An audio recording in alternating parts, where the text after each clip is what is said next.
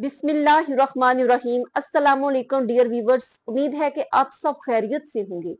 जहां रहें खुश रहें, हंसते रहें, मुस्कुराते रहें और दूसरों के लिए खुशियां बांटते रहें और आसानियां पैदा करते रहें। नाज़रीन, ईद उल फित्र और ईद उल ज़ुहा, इसको सेलिब्रेट करने में, इसकी खुशियों में क्या फर्क है?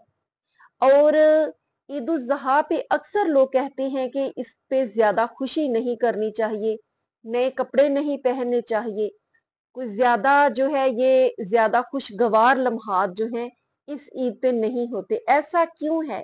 किस वजह से ये कहा जाता है? शायद आपने भी कहीं सुना हो, मैंने सुना और ये फर्क जो है महसूस किया, तो इसलिए मैंने सोचा कि अपने व्यूवर से शेयर करूं कि आपका इसके बारे में क्या पॉइंट ऑफ व्यू है। सबसे पहले गुजारिश है कि अगर आप मेरे चैनल पे न्यू आए हैं तो मेरे चैनल को सब्सक्राइब कर लीजिए, वीडियो को लाइक भी कीजिए और एंड तक बात को जरूर सुना किए करें, क्योंकि कहने वाला जो कहना चाह रहा होता है लास्ट में ही उसका पता चलता है कि वो क्या लेसन देना चाहता है और उसकी बात का जो है वो मकसद क्या था जो कि दूसरों तक पहुंचना चाहिए था। तो इसलिए हम फिल्म 1 घंटे की लोग देख लेते हैं, ड्रामा 1 घंटे का देख लेते हैं, एक 10 मिनट की, 8-7 मिनट की अच्छी वीडियो जिसमें कोई ना कोई इस्लाही पहलू निकले, कोई ना कोई किसी के लिए अच्छाई का, बेहतरी का पहलू निकले, उसको देखने के लिए, सुनने के लिए हमारे पास 10-8 मिनट का भी वक्त नहीं होता।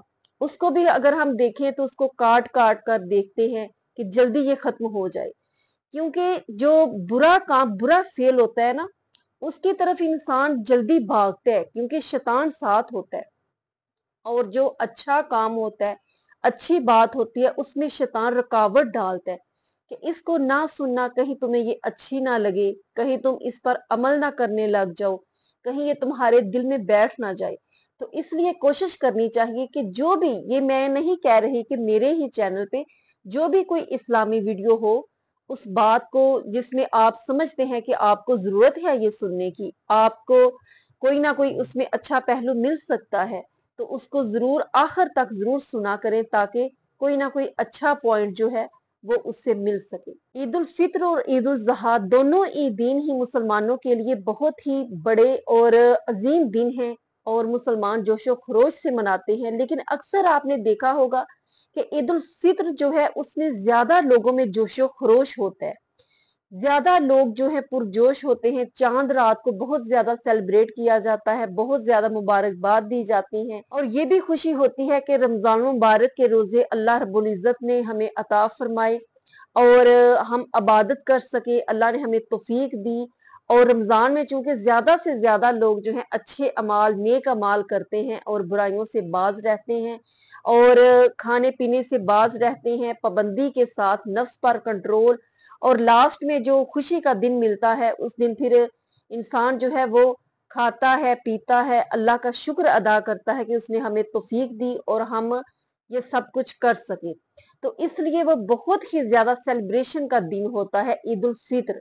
उसके मुकाबले में ईद उल ज़ुहा जो है, इसके बारे में बचपन में हम सुना करते हैं कि बुजुर्ग जो घर के थे, दादी, दादा, नानी, नाना, ताया, ताई, इस तरह बड़े जो बुजुर्ग हैं वो कहा करते थे कि ये ज्यादा खुशी की ईद नहीं होती, बच्चों इस पे नए कपड़े भी नहीं सिलवाते, जूते नए नहीं पहनते, जो भी घर में पहले कपड़े मौजूद हों उन्हीं को धोकर आप पहन लें, ये ईद ज्यादा खुशी की नहीं होती। और हम अक्सर सोचते थे कि है तो ये भी ईद, लेकिन इसको क्यों कहा जाता है कि ये ज्यादा खुशी की ईद नहीं है। और ईद की जो खुशी है वो देखनी हो तो वो बच्चों के रवैये से ही पता चलता है कि ईद की खुशी क्या होती है, उनकी मासूमियत, उनकी छोटी छोटी खुशियां। और मुझे याद है कि बचपन में जो ईद का जोड़ा अम्मी बनाया करती थी, तो उसको हम रात को सेफ में नहीं रखते थे, बल्कि सेफ के बाहर हैंडल से उसको हैंग कर दिया करते थे और रात जब तक आंखें बंद ना हो जाती थी उस ड्रेस को ही देखते रहते थे कि कब ये रात खत्म हो, दिन हो और हम ईद का जोड़ा पहने। और इस तरह से इतनी पुरजोश जो है वो सोच होती थी और कैफियत होती थी। तो आज मैं इस बात पर गौर करती हूँ और मुझे समझ आती है कि वो क्यों इस तरह से कहा करते थे। ईद उल ज़ुहा जो है ये हमें हजरत इब्राहिम और हजरत इस्माइल अलैहिस्सलाम की कुर्बानी की याद दिलाती है। और ये वो पैगंबर आजम है जिनको नबी पाक सल्लल्लाहु अलैहि वसल्लम के बाद बुलंद दर्जा अता फरमाया गया। और हजरत इब्राहिम अलैहिस्सलाम पर बहुत से इम्तहानात जो हैं वो आए, जिसमें से उनको गुजरना पड़ा। सबसे बड़ा इम्तहान जो उनका था, वो एक जान से बढ़कर कोई चीज भी प्यारी नहीं होती। औलाद भी बाद में आती है, सबसे पहले जान आती है। तो जान का इम्तहान सबसे पहले उनसे लिया गया कि नमरूद जो था उसने आग में फेंकने का जब फैसला किया, तो अल्लाह और फरिश्ते आसमानों से ये सब नजारा देख रहे थे। तो अल्लाह रब्बुल इज्जत ने फरिश्ते को भेजा और फरिश्ते ने अर्ज की कि ए इब्राहिम, क्या मैं आपकी मदद करूं आग से बचाने के लिए? तो हजरत इब्राहिम अलैहिस्सलाम ने फरमाया कि हट जाओ, ये रब का और बंदे की मोहब्बत का मामला है, तुम हमारे दरमियान ना आओ। लिहाजा उन्होंने फरिश्ते की ना सुनी और आग में कूद पड़े।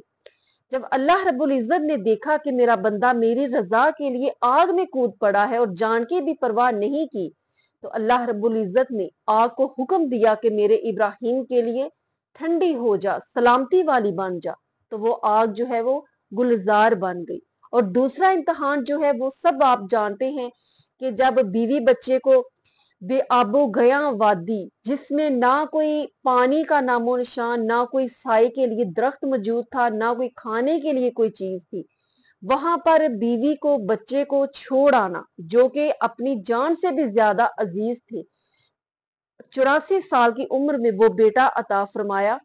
और वो कोई आम बेटा नहीं था, बल्कि वो बेटा जिसके आप पेशानी में नूरे नबूवत को देख रहे थे कि इससे नबी आखिर ज़मां जो हैं वो पैदा होंगे, इनकी नस्ल से वो पैदा होंगे।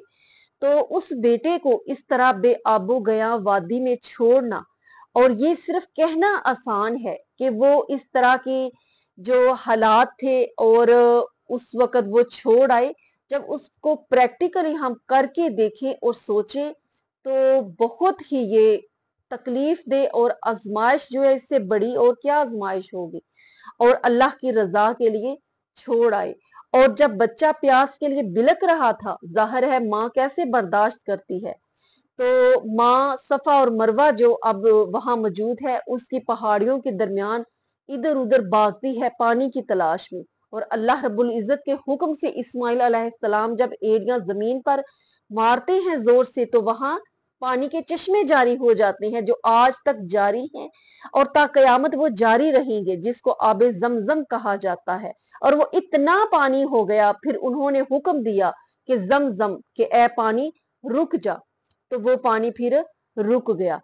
तो नाजरीन, सबसे लास्ट में जो इम्तहान इब्राहिम अलैहिस्सलाम पे आया, वो था अपनी सबसे महबूब चीज को अल्लाह की राह में कुर्बान करना। और एक दिन भी आपने जब ये ख्वाब देखा तो 100 ऊंट जो है वो जिबा किए। दूसरे दिन ख्वाब देखा तो फिर 100 ऊंट जिबा किए।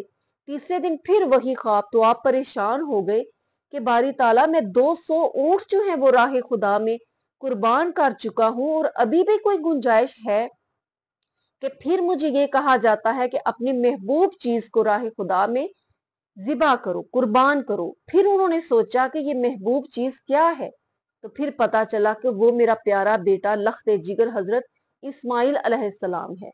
और ये बेटे को जिबा करने का जो मामला है, ये बेटे को जिबा नहीं, बल्कि बेटे की मोहब्बत को जिबा करने का हुक्म दिया जा रहा था कि जब अल्लाह और दुनिया की मोहब्बत ये आमने सामने आ जाए, तो जो बंदा मोमिन होता है वो अल्लाह की मोहब्बत को चूज करता है। आपने वो वाकया सुना होगा ना, हजरत इब्राहिम बिन अदम रहमतुल्लाह अलैह का, कि उनका बेटा बहुत दूर दराज परदेश कहीं मुल्क में गया हुआ था। जब वो वापस आया, हजरत इब्राहिम बिन अदम रहमतुल्लाह अलैह जो हैं, उन्होंने बेटे को ऐसे देखा तो दिल उदास था। बहुत अरसे के बाद बेटे को देखा तो मोहब्बत के साथ बढ़कर उसको सीने से लगाया और प्यार किया। तो आवाज आई, ए इब्राहिम, अब बेटे की मोहब्बत के आगे हमारी मोहब्बत जो है वो कमजोर पड़ गई। मेरी और तुम्हारी मोहब्बत में बेटे की मोहब्बत कहां से आ गई? तो जब इब्राहिम बिन अदम ने ये बात सुनी तो आप रो पड़े, लर्ज उठे। اور اللہ रब्बुल इज्जत से दुआ की कि ए बारी ताला, अगर बेटे की मोहब्बत मेरे और तेरे दरमियान रुकावट है और ये तेरी और मेरी मोहब्बत के दरमियान खाइल हो चुकी है, तो ये तेरी अमानत है मौला, जब चाहे तो इसे वापस ले जा सकता है। तो उनकी इस दुआ के बाद फिर उनका बेटा जो है वो इंतकाल कर गया। और लोग आपके पास अफसोस के लिए आते थे, लेकिन आप बहुत मुतमईन थे, क्योंकि आपने दुआ की थी कि ए बारी ताला, अगर ये मेरे और आपकी मोहब्बत के दरमियान रुकावट है तो मौला तेरी अमानत है, अपनी अमानत को वापस ले ले। मैं अपनी और तेरी मोहब्बत के दरमियान रुकावट जो है वो बर्दाश्त नहीं कर सकता। तो ये तमाम इम्तहानात जो हैं उनका शॉर्ट जिक्र मैंने इसलिए किया ताकि मैं ये बात क्लियर कर सकूं कि ईद उल ज़ुहा जो है इस पे खुशी इतनी ज्यादा नहीं करनी चाहिए, ये बुजुर्ग क्यों कहा करते थे। अब मुझे वो बात समझ आती है कि जब हम कुर्बानी करते हैं तो हमें इब्राहीम अलैहिस्सलाम का वो इम्तहान जो है वो याद आता है। वो बेटे की कुर्बानी कर रहे थे और हम जब जानवर जो तंदुरुस्त जवान बिल्कुल तवाना जानवर होता है, उसमें कोई ऐब नहीं होता, कोई बीमारी नहीं होती, और हम उसको ज़िबा करते हैं। और अक्सर जो देहात में लोग रहते हैं वो छोटा सा जानवर होता है, जब उसको पालते हैं, उसकी परवरिश करते हैं, उसको पानी पिलाते हैं, चारा खिलाते हैं, उनकी गंदगी गलाजत को साफ करते हैं, जैसे एक माँ बच्चे को पालती है इस तरह उसकी परवरिश करते हैं। और फिर अपने हाथों से उसको पाल कर अल्लाह की राह में ईद के रोज जब उसकी कुर्बानी करने लगते हैं तो अक्सर लोगों को मैंने देखा है कि उनकी आंखों में आंसू होते हैं, और शायद इसलिए ही होते हैं कि वो इब्राहीम अलैहिस्सलाम की उस कुर्बानी को याद कर रहे होते हैं कि ए बारी ताला, हमने हाथों से और बहुत ही दिन रात परवरिश करके इस जानवर को परवान चढ़ाया और आज तेरी राह में तेरी रजा के लिए इसको कुर्बान कर रहे हैं। तो हमारी ये कैफियत है, ये हमारे दिल की जो है वो हालत है। तो जो इब्राहीम अलैहिस्सलाम, उनको इतने सालों बाद इतना जो है वो कीमती बेटा जो है अता हुआ और उसको जब वो कुर्बानी करने लगे होंगे तो उनकी क्या कैफियत होगी। उन्होंने तो अपनी तरफ से कर ही दी थी, ये तो अल्लाह रब्बुल इज्जत ने फिर उनको आजमाइश में कामयाब किया और फिर बेटे की जगह पर दुम्बा आ गया। तो नाजरीन, इसलिए इस ईद को सेलिब्रेट और अंदाज से किया जाता है कि मुसलमान जब भी कुर्बानी करें तो उनको वो लम्हा याद करना चाहिए जो इब्राहीम अलैहिस्सलाम पर आया था, और उसके बाद शुक्र अदा करना चाहिए कि अल्लाह रब्बुल इज्जत ने उनको कामयाबी से सरफराज फरमाया और उनकी वो अदा अल्लाह को इतनी महबूब और पसंद आई कि वो क़यामत तक के मुसलमानों के लिए सुन्नते इब्राहीमी बन गई।